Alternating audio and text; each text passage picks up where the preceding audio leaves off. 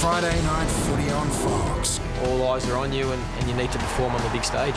Join Sandy Roberts for Footy's best coverage. I am live in HD. Collingwood, St Kilda. We are Fox Footy.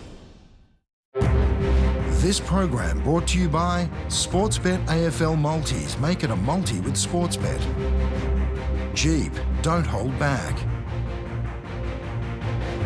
And Harvey Norman. Shop with confidence online, mobile and at your local store.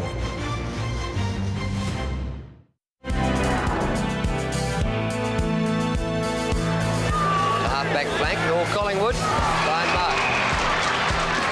Walsh plays on around Egan. Good kick to the goal square. Chance for Williams. Walsh has played a magnificent game. Handballing it to Richardson. Back to Walsh. Walsh into an open goal. This magnificent football by Collingwood. 3 goals to Walsh. What a star he's been in this match. That's good football. Walsh has got a handball opportunity here to Waitman. Back to Walsh, who's now within range. No worries. 6 points. Good play by Walsh. Well, as we just saw, he was a young gun with Collingwood, then Richmond and later with the Brisbane Bears. And now he's an old gun coaching the Adelaide Crows. Phil Walsh joins us. Welcome to you, Phil, and good to see you with the footy in your hands. Thanks very much, Derek. Took you a long time to decide to coach. As we saw earlier in the program, you're the oldest debut coach and, from my understanding, you're the first AFL coach to make the decision to coach in Peru. Tell us about it. Yeah, it's been a long journey, Jared. So, unfortunately, in 2012, on a holiday in South America with my wife and son, I got hit by a school bus, and I probably wondered there whether I'd ever get back to Australia. So I probably made a little bit of a promise to myself if I ever did get the opportunity to interview for a senior coach's job, I'd take it. Well, did you knock that back before? Because for 30 years since your retirement, you've been regarded as a tactical and fitness guru. Surely some other club must have knocked on your door. Probably only 2 clubs have seriously approached me to coach a senior team, and I just didn't think I was ready. I probably had a young family, and there were probably some insecurities in myself whether I could do the job. But now I've decided to take that ultimate test. Phil, there's almost a sense of mystique and uncertainty about your background and some of the stories floating around. I sense you're almost a little uncomfortable with a bit of that.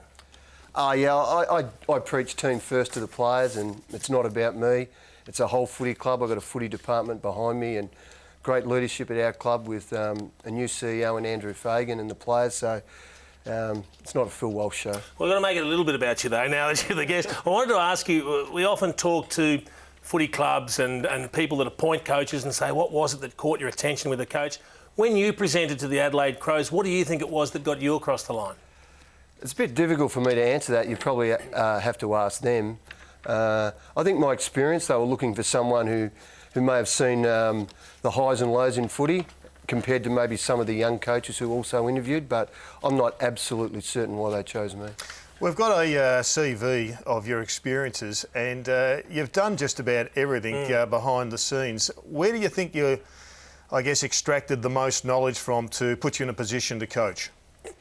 Now, probably it's that 10,000 hours. I've probably been in a coach's box for 20 years, so that's experience you can't buy. More importantly, I enjoy the coach's box. I love game day. That's where I think I'm at my best. So those things make me pretty well prepared, I think, albeit I've only been the senior coach in 2 games. Yeah, you've said, mate, knowledge is power for you, and you've been a workaholic, no doubt. We see the coaching now, the hours it takes and the preparation it takes to get the side up, and I've seen the guys do it at the Brisbane Lions. How many hours a week would you spend preparing and getting the game plans ready for your team? Yeah, it's a really good question, Brownie. It's probably a badge of honour for some of us, and I've been guilty of that in the past. Sometimes more's not better, and I often say the answer's sometimes not in the Apple Mac computer, it's actually out with the players. It's interesting, we've got Ryan O'Keefe at the club at the moment who's just taken the step from playing to coaching, and he's going through that at the moment, just seeing the difference. And Some of us put some really long hours in, but you've got to really ask at the end of the day, is the reward there, or is it actually spending time with your players? What time's the work days start and what time's it finish? Yeah, I'm a little bit different than most, Jared. So I've heard. So I think I was on the treadmill at about 5:15 this morning. And that's a late start for you. No. Normally I get to work about 6 and I'll leave at 6. I do try, though, when I get home that I don't take work home with me, and I am early to bed. 2 a.m. starts? I do some of my best work at 2 a.m, Jared.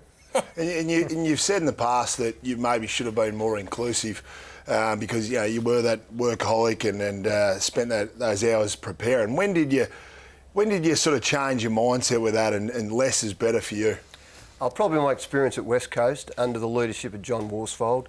I learned so much in my 5 years there, and probably one of the great lessons I learnt from John was listen more, lead better. And I've tried to keep that. Even now, one of the things I write before I get in the coach's box game day is don't overcoach. Let's talk about the Crows' exciting start to the season. You come in with a lot of hope, maybe some expectation. Did you expect it to be this good this early? No, you never really know, Jason. And I've asked the guys to do maybe some things they haven't done before, and you're never certain about when you're going to get that sort of buy-in. But to the players' credit, they've been outstanding. I've demanded elite standards, and I really couldn't ask for any more than what they've done so far.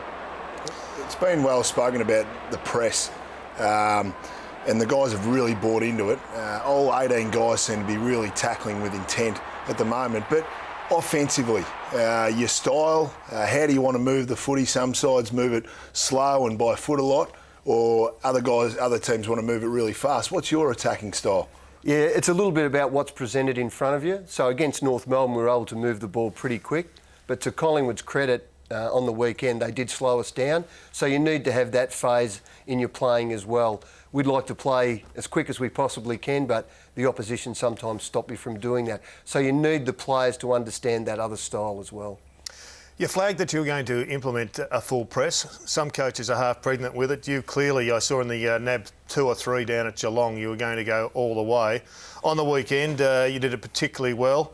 Collingwood had 41 defensive chains beginning in their back half. Not one of those ended up as a score. And here's your turnovers. And from 18 forward to half turnovers, you managed to get yourselves 8 shots at goal. You'd be thrilled with those numbers. Yeah, I believe in the press. I believe in aggressive defence. We were challenged in some regards in this game because Collingwood do stretch the ground. So if you get too high, out the back it'll be cloak and white with space, and you don't want that. But I thought the guys executed the shape really well on the weekend. Contested ball's become a very interesting discussion, Phil, hasn't it? It's become big business at AFL clubs, and you genuinely train for it, don't you? Yeah, look, I think often the media and sometimes our fans just think it's a throwaway line when we talk about contested ball. But in clubland, we invest an enormous amount of time in teaching the players how to do it. And because of the congestion around stoppage, most teams have a grappling coach. Last year at Port Adelaide, I was lucky to see John Donoghue, who works with a number of clubs. Yep. He's a tackling coach at the Melbourne Storm. And we go to great lengths to make sure our players are prepared to be able to win the ball in congestion. And during the season, obviously, players are trying to recover from week to week. Do you still use John or use that grappling work during the week? Unfortunately, Ken wouldn't let me take John with me, Brownie, so I have got another guy, though. We have Warwick Raymond, who works with us. But we monitor our players really closely, GPS, wellness. 6-day break, you can't do as much. We've got a couple of 7-day breaks and an 8-day break coming up, so we'll reintroduce some of that training. Do you like to be hands-on as a coach? Do you get involved in a bit of grappling and have a bit of fun in that respect and sort of get physical with some of the players? A la Alan Jeans. Yeah. Travis Boak and I had a little bit of a wrestle in Dubai about 18 months ago, and I was very close to being arrested in Dubai for what happened. I won't tell you what happened. Fair battle there. I reckon he's got Vossi now, so he's gone from Walshy to Vossi, I see. Scary stuff. 3-quarter time. The game was going pretty well your way. You weren't at your best in the 3rd quarter, but we saw the emotion of coaching come out in you. Yeah, there's a little bit of ugly Phil there, Jared, so I won't tell you the player, but he knows who he is. I'm really big on elite standards, and it was a really small thing, but it was a fundamental thing to our game plan. that wasn't done correctly. So I was making sure that he and the rest of the team knew about it. How often is these things get used, like where you'll give a player a spray or you give the team a spray during the season? Yeah, I'm working on my breaks. I think I gave him a spray at quarter time as well, Brownie. Look, I probably didn't have my best day emotionally in the box on the weekend, but I'm working on it. We were talking about the Gold Coast Suns at the top of the program and their lack of energy and their lack of spirit, it seems. Is there any room for mouthguards and runners in midweek coaching these days, or is it all rehab? That's a great question. I've argued that with the sports science departments for years. Who wins? I think the senior coach should, Jared, but in the end of the day, you've got to back your people in. Probably one thing I did learn last year off Darren Burgess is that you can push your players a little bit harder. And I've been really happy with what our fitness staff, led by Nick Poulos, has done this year at Adelaide. You talk about pushing players hard. We saw you got emotionally involved when Brent Riley got seriously injured early in the season. We saw another incident on the weekend when Brodie Smith, who'd been playing a terrific game, just copped a nasty concussion because he got slung into an opponent's leg. And there was a shot of you in the box at the time. You nearly put your head between your knees because you're asking these players to put their bodies on the line, and you really feel it, don't you? Yeah, that one did bring back the Brent Riley memory for me, Jason. It was exactly what you said. We asked these guys to do incredible things and be brave and courageous, and at the end of it there can be serious injuries. So yeah, that did flash through my mind. Yeah, he was fantastic on the weekend, Brodie Smith, but the other talking point and the other star player, or one of the other star players in your side, Tex Walker, we all know about his ability on the field, but obviously you were struck by something away from the cameras and behind the scenes as to why you made him captain. Yeah, probably one of the things that happened with Tex was I interviewed all the players as soon as I got to the club and all the staff, and there was probably only two people who the first thing they said to me was, "You've got to make this club better. This could be a really good club." Most of the other people, and it's human nature, they wanted to know what was in it for them or maybe what I thought of them as a player. But Tex actually had some care from the club, and ever since that point, he's been an most influential person at the club, wanting to get the place better. So it was an easy decision for me. You love to talk footy and you're heavily invested in it. I'd love to get your ideas on a couple of topics. First and foremost, individual tagging, whether your philosophy on that is to use it regularly. And secondly, why we haven't seen huge improvements in terms of goal kicking. I knew the goal kicking one was coming, Jason. Yeah, I'm not a tag coach.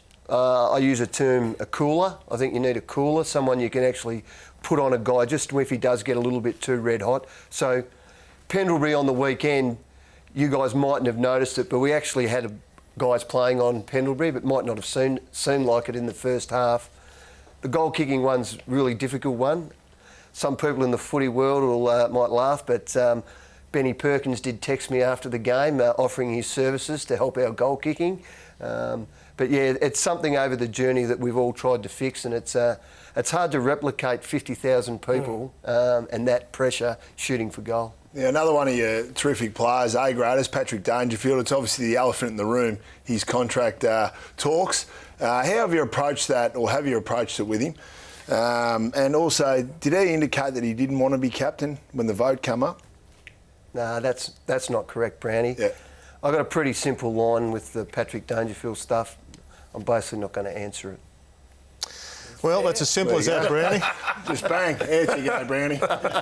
You're the first bloke that's been able to shut him up on the program, Phil, so you've got a victory there. You've also had two in the opening two rounds. Congratulations. Great to have you on board as a coach, albeit late in your life at 55, but plenty of years to go. Appreciate your time. Thanks very much, Stuart. Phil Walsh, our special guest, and coming up is Carlton, further away from a premiership than any other team in the AFL, and maybe they can learn from the way the Saints are rebuilding.